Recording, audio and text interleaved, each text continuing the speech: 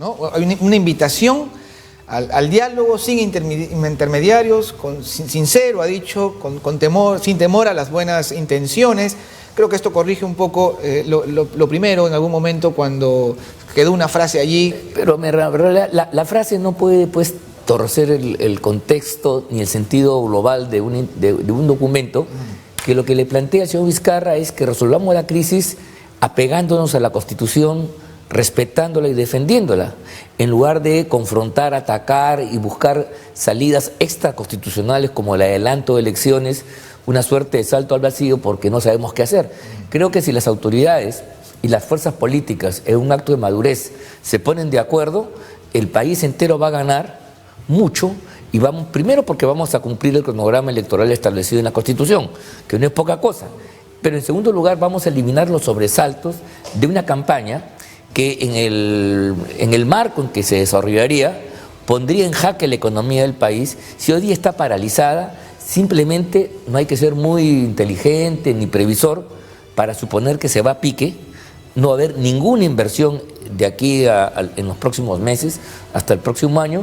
Y por otro lado, ¿por qué arriesgar los resultados electorales con un mapa político totalmente tirado a la izquierda por el radicalismo, por las pasiones? Porque luego de todo este combate, donde la prensa incluso, no hablo de ustedes, por supuesto, sino hablo de la gran prensa que está comprometida con el gobierno en destruir las instituciones, en destruir la oposición, en quebrar las fuerzas democráticas, se genera un escenario susceptible, hipersensible, para que florezcan las posiciones más radicales. Esos son los escenarios que, por ejemplo, en Venezuela, hace 20 años, de total pesimismo, de lucha anticorrupción, como se decía en un momento, contra los partidos tradicionales de la Cuarta República Venezolana, etcétera, etcétera, etcétera, contra la democracia en última instancia, las clases medias, sectores empresariales y los medios de prensa ungieron al señor Chávez como presidente de la República cuando todavía no aparecía como izquierdista. 20 años después están llorando y mira los problemas que estamos teniendo incluso aquí en el Perú por una pésima decisión que se tuvo hace 2 décadas. Eso es algo que yo creo que toda la ciudadanía debe reflexionar mucho mejor, ¿no? Ahora, ya está planteada la propuesta de parte del Congreso e incluso acompañada de lo que yo creo que es un gesto importante. Ayer estábamos con Antero Flores y decía que la política también son gestos. Y el hecho de que se comprometan en tratar en una sesión, en lo posible, todos los temas que tengan que ver con los cuestionamientos o con los congresistas cuestionados, creo que es un gesto importante a la población, ¿no? Pero perdón, es súper positivo, porque una de las cosas que se ha venido diciendo es que hay blindaje, demora, dilación, etcétera, etcétera. No gana de sancionar. Es cierto que el Congreso se ganó a pulso el rechazo. No tengo ninguna duda, pero estamos hoy día ante una nueva directiva y ante un nuevo personaje al cual hay que darle el beneficio de inventario, correcto. Hay que apuntalarlo en su esfuerzo por reconstituir este poder del Estado. Mira tú, y contra las maniobras de quienes inclusive usaron los mecanismos jurisdiccionales, un recurso de amparo presentado en Trujillo para impedir que se tome una decisión en el Pleno, yo creo que lo mejor y sano es que en una sola sesión se resuelvan todos esos casos pendientes y el Congreso de la República dé una muestra ante todo el país de que no está dispuesto a que sus decisiones queden en nada y la impunidad siga campeando. Yo creo que eso es una medida positiva que saluda y habla bien de la actual directiva y de su presidente Pedro Lachea. ¿Qué le toca al presidente hacer? Porque hasta el momento, después de esta última declaración del presidente del Congreso, no ha habido ningún tipo de pronunciamiento, ¿no? La primera vez, cuando salió esto de que no tenga miedo, saltaron rápido varios de sus ministros, ¿no? Tildaron al presidente de Lechea, al presidente del Congreso de Lechea, de ser presidente de Fuerza Popular, de representar al fujiaprismo. Bueno, ¿qué es lo que ahora las cosas están distintas? Empiezo por lo último. Mira, esa es una mentira que ya hay que desbaratarla porque no coincide. El señor Pedro Lachea no viene de Fuerza Popular. El señor Pedro Lachea está apoyado por otras fuerzas políticas, incluso algunas que estuvieron con el gobierno, el grupo Contigo, uno de sus miembros, el Salvador Heresi, ha sido ministro de Estado con el señor Vizcarra. O sea, bueno, podemos pensar cualquier cosa, pero no mintamos, o sea, no neguemos los hechos como son. Hoy día, la coalición que se opone a la prepotencia del vizcarrismo en el poder se ha ampliado, ya no se reduce a los apristas y a los fujimoristas, hay un número de fuerzas. La señora Mercedes Arauz, ¿es parte de la maniobra aprista o fujimontesinista? ¿Se dan cuenta? Entonces, ese tipo de cosas, yo creo que en aras a la seriedad y a la verdad debemos rechazarlas y pensar más bien de que la conducta del señor Vizcarra, al seguir presionando, chantajeando al Congreso, paseándose por todas las plazas de la República en lugar de gobernar, inaugurando obras nimias como una canchita de fulbito por aquí, una placita, un asfaltado, qué sé yo, una vereda, en lugar de gobernar, digo yo, como si fuera candidato. Mira tú, estamos en un momento muy difícil para la vida de la República. No, está campaña, pero perdón aún, cuando se le dice gobierne se molesta. Pero mira tú, las propias encuestas que ellos se vanaglorian porque hechas por además por agencias que tienen demasiados compromisos con el gobierno, todas ellas, todas las empresas, todas las encuestas impulsadas por el gobierno, todas ellas, sin excepción, dicen que hay un déficit enorme en la parte gobernativa, que el presidente de la República no está cumpliendo con su principal competencia, que es administrar la cosa pública, gobernar. Siguen pendientes los problemas en el norte. ¿Cómo es posible que la Contraloría, 2 años después, 2 años y medio que el señor Vizcarra está al frente, diga que apenas hay un gasto mínimo y las obras están paradas para escarnio y dolor de la población que sufrió los embates y además para demostrar la falta de solidez del señor Vizcarra, que lo primero que hizo cuando subió el mando fue ir allá y le prometió que ahora sí se inicia una nueva etapa. Nada de eso ha sucedido y por eso me parece bien que le exijamos todos los peruanos, no solamente Pedro Lechea, sino que se dedique a gobernar y a fastidiar menos. Ahora, en el Ejecutivo tendría que haber, lo que se entiende, ¿no? Digamos, cierta unidad de criterio, no así en el Parlamento, que por la naturaleza misma del Parlamento, ahí están representadas.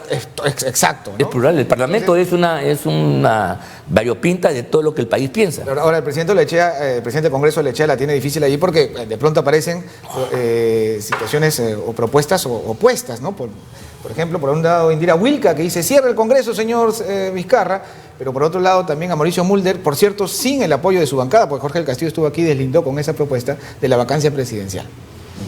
Bueno, yo creo que no hay por qué, bueno, así como censuramos la medida de cerrar el Congreso, tampoco se puede utilizar esta medida constitucional de la vacancia alegremente. Entonces yo creo que, bueno, yo entiendo que eso se está planteando como una posibilidad en el caso que el presidente de la República, por ejemplo, violando la Constitución, intente cerrar el Congreso. Mira tú, el artículo constitucional, el 117, 18 creo, no lo tengo aquí el texto a la mano, dice a la letra que una de las causales de destitución del jefe de Estado es cerrar el Congreso, salvo que se haga pues por el procedimiento constitucional, pero el cierre del Congreso como regla, aquí en todas partes del mundo democrático, es una causal para que el presidente se vaya preso, no destituido sino preso incluso, ¿ya?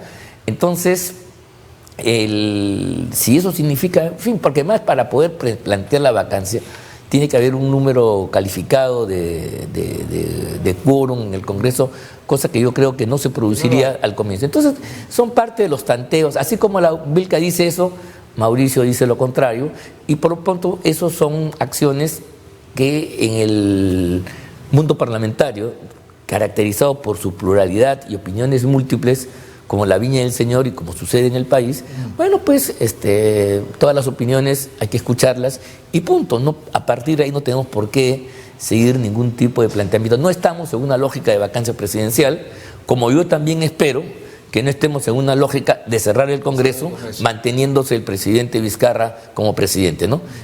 Si eso fuera último, estaríamos ante un golpe de Estado, yo creo que es inaceptable, ¿no? Y que tarde o temprano se va a juzgar. Ahora, y el presidente yo creo que... sin duda alguna, sin duda alguna. ¿no? Ya en estos tiempos son otros. Claro, aquí estas cosas no quedan impunes, ¿eh? Claro. Mira lo que le ha pasado nomás a Fujimori y a sus ministros. Claro. Si los ministros de Estado creen que pueden dar un golpe de Estado, ninguno de ellos, incluso la de las carteras más periféricas, lejanas, van a estar exentas de responsabilidad penal. Acuérdense ustedes cómo desfilaron todos los ministros de la época de Fujimori cuando el 5 de abril cerró el Congreso, y eso que lo hizo en un momento en un halo de multitud. Claro. Ahora hacerlo realmente sería fatal. Por eso yo no creo que la mayoría de gente sensata y que está tranquila y que está ahí paralizada, no creo que se atreva a acompañar al presidente de la República en una aventura que podría terminar con sus días en la cárcel por sedición y por haber roto el orden democrático, ¿no? Ahora, los pocos congresistas, cada vez menos, por cierto, que les queda a la bancada oficialista, y bueno, y las bancadas de izquierda, que ya sabemos qué agenda tienen, están demandando que se discuta de una vez, que vaya al debate de una vez la propuesta del presidente de adelanto de elecciones. Pero no soy pitonizo, nadie aquí lo es, pero yo creo que esto no va a tener futuro. No, pero hay una cosa que hay que decir aquí, mira, a ver, en otros temas de reforma constitucional puede haber un debate, podemos discutir si conviene o no que los congresistas se reelijan, podemos discutir o no los alcances de la inmunidad parlamentaria, ¿no? Sobre eso hay doctrinas, hay posiciones, puntos de vista y otros temas más, ¿ya? Pero el tema de adelantar elecciones, recortar mandatos, no tiene ningún trasfondo. Es una medida de emergencia, sí o no. Eso entonces, por más que se quiera dilatar, es imposible. ¿Quieres adelantar o no quieres adelantar? Ahí no hay ninguna filosofía detrás, no hay ninguna construcción ideológica, nada. Es una decisión que se toma o se rechaza. Y por lo tanto, yo creo que quienes están apresurados deberían estar tranquilos. El Congreso recién ha instalado comisiones esta semana, se va a tomar el plazo, y yo creo, la verdad, que en un par de semanas a lo sumo, en el mes de septiembre, vamos a tener una decisión del Congreso. Más bien hay que pensar, suponer, imaginar cuál va a ser el escenario que viene después que el Congreso le diga no al presidente de la República. Por ahí va mi pregunta, ¿no? Bueno, vamos a ensayar. Mira, yo tengo la siguiente hipótesis, ¿eh? El presidente de la República ya creo que no puede ensayar la manida vieja e inconstitucional táctica de usar la cuestión de confianza como un abracadabra, válida para todos los tiempos, situaciones y circunstancias, y entonces decirle al Congreso algo así: si tú no modificas el artículo constitucional y recortas el mandato y recortas el periodo electoral, adelantas elecciones, yo cierro el Congreso. Porque mira tú, es una cuestión de confianza para pedirle que se violente la Constitución. Claro. ¿De acuerdo? Porque la Constitución dice 5 años, no dice 4.